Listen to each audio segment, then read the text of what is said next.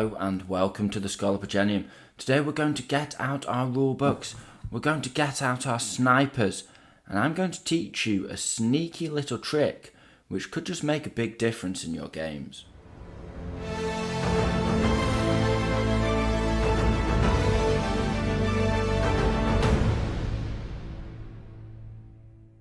So what are we talking about here? Now, broadly speaking, what I want to discuss is the sniper's ability to select their target from within a unit. And if you turn to page 91 in your rulebook, you'll see the sniper rule, and the third paragraph down states that if the sniper successfully rolls to hit and damage, this always counts as exceptional damage.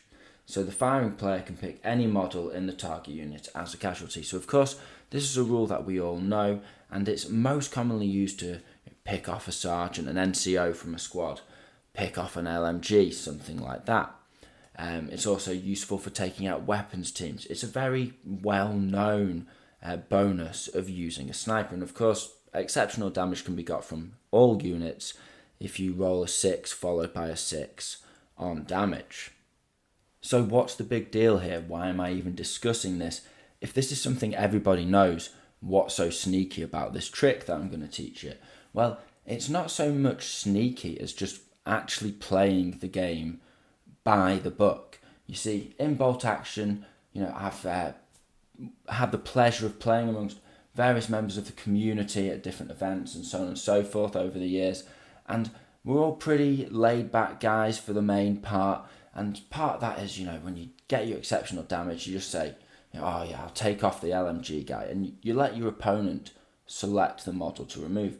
But actually, if we go a bit deeper than that, and if we use our ability to select the model in the unit, then there are a couple of potential things we can do to put our opponent on the back foot more than just losing a vital LMG gunner.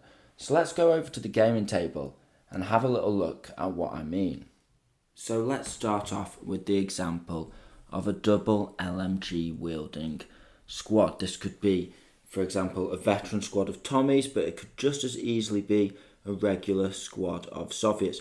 Now let's say they're snuck in behind a bit of soft cover, as I've got set up here, and you shoot at this squad with your sniper and kill one of the models.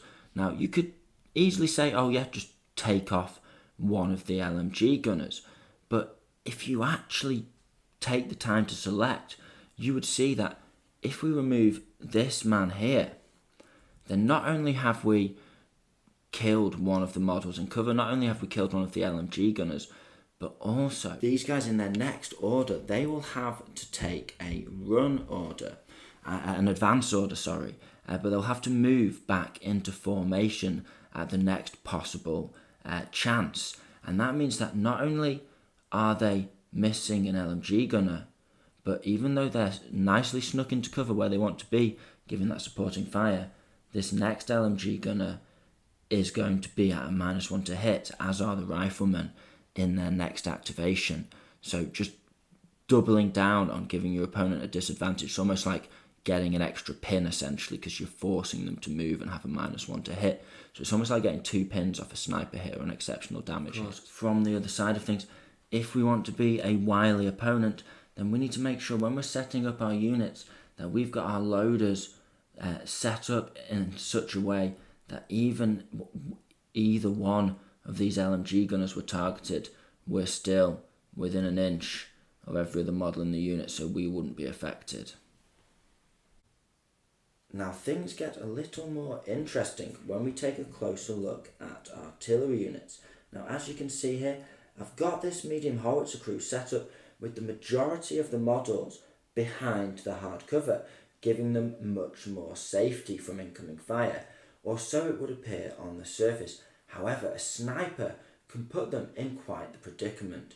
You see, if you combine the rule of formation, which will be found on page 35 of the rulebook, it says clearly that if an individual should become separated from his unit, perhaps because other models of fallen casualty have been removed, then this must be corrected as soon as possible. Now if we flick to page 93, the start of the artillery section, and we look at how they're set up, we can see that an artillery unit consists of two elements: the gun model and its crew.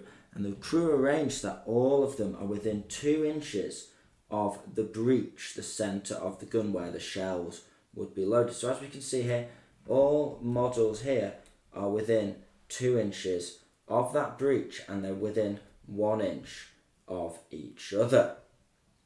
But combining those two rules together, formation and the setup for artillery units, if you were to hit and kill one of the crew members for this artillery unit with a sniper, then of course you could let your opponent select whichever model they like. There's no NCO.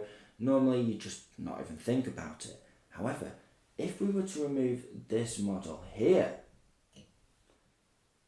and what we will now find is that although all of the models are within 2 inches of the breech, they are no longer all within 1 inch of another model in the unit, with this model being more than 1 inch from the breech itself, which is where you measure from with an artillery model. So what that means is this artillery unit now, not only have they taken a casualty, not only have they taken a pin, but in fact it is much worse than that, because they're actually blocked from rallying, and they may have additional pins on them. You could have suppressed them with LMG fire. They'd really want to rally that turn, or maybe just this one pin. They'd be happy to shrug that off. They've got an officer nearby and carry on shooting. But now they are going to have to take a run order to reposition all of their men to be within 1 inch of each other. And that's going to waste a precious turn of shooting. And that, if timed right, could make the real difference at a crunch point in the game. And so it's a cool little trick to know. Now what this means, of course, is if you're facing off with an artillery gun with a particularly big crew, then it can be almost impossible for them to fit all of the crew members within 1 inch of each other and the breech of the gun simultaneously, which means that a sniper well positioned at the beginning of the game, after they've placed their artillery in deployment or able to move into position against that artillery piece, can essentially just lock it down for the entire game, allowing your mortar to maybe target other things, or if you lose your mortar, then you've got that option if you haven't managed to take out an enemy artillery piece that's a thorn in your side. Obviously, the best way to avoid this is just to make sure when you're setting up your units that you've got them all within 1 inch of each other and the artillery piece. Now, there is one final caveat to this rule, and that is actually hidden away on page 95 in the bottom paragraph for arc of fire on artillery and shooting. So not where you would necessarily expect. And what that states is that if a gun is platform mounted or based on a rotating platform or turntable, such as in the case of some AA guns, then when ordered to fire, it can be pivoted in place for free before firing, giving it effectively a 360-degree arc of fire. Now, we're all aware of this. We know that a flat gun doesn't suffer a penalty for changing its arc and shooting. However, that is not the end of the paragraph. It finishes off by saying, when this happens, all crew models are immediately moved away from the line of fire and behind the gun's shield, if it had one.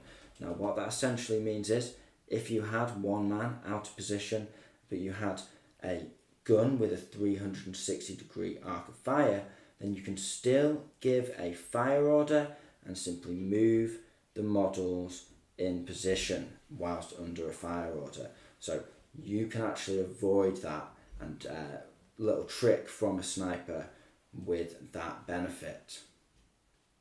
Now, I've got one final rules consideration that I suppose is open to interpretation by TOs and so on and so forth. So I thought I'd put it out to you guys and see what your opinion was. Now, it clearly states that an infantry unit consists of two parts, two elements: the model, that is the artillery gun, and the infantry, and that they must be set up within 2 inches of the breech and in normal infantry formation within 1 inch of each other. However, do you consider the model itself, the breech position, to be included in that 1 inch formation rule. For example, let's say I would target this unit here as we've got it set up with a sniper. Now they're all clustered together quite nicely, more at risk of indirect fire, but to try and avoid this sniper shot trick. Now let's say we killed this model here. Now as we can see, all of the models are still within 1 inch of the breech, the center of the gun. These models are just over 1 inch away from each other, meaning that those infantry models are not within formation of each other, although they are in formation if you count the breech of the gun. So quite an obscure little rule, but I can see it coming up a lot if you use this trick a lot. So I thought I'd put it out there and see what you guys thought about that. So with all that being said, guys, I hope you've enjoyed tonight's little tactic video. I thought it was quite a fun little trick to share with you guys. Perhaps you're a grizzled veteran of the bolt action tournament community who knows every trick in the book, in which case please do comment down below with your favourite sneaky manoeuvres that you've come across over the years. Or perhaps you're just a new bolt action player looking for the best way to use the sniper unit, in which case I hope I've taught you something interesting and sort of opened your eyes to taking a deeper look and considering the rules in a little more detail, because there's a lot that can be done with a great understanding of the rules. In fact, that's my number one tip, my number one bit of advice, and one of the best reasons to get into semi-competitive play, going to local tournaments and so on and so forth, is because you just get a much better understanding of how to play the game, and you take that back to your friendship circle, to your gaming crew, your regular sort of micro meta, one might say, and it improves everyone's game, and it's just better for everyone. So I hope you found this video interesting and entertaining. This has been the Scholar Progenium. Thank you very much for your time. Goodbye.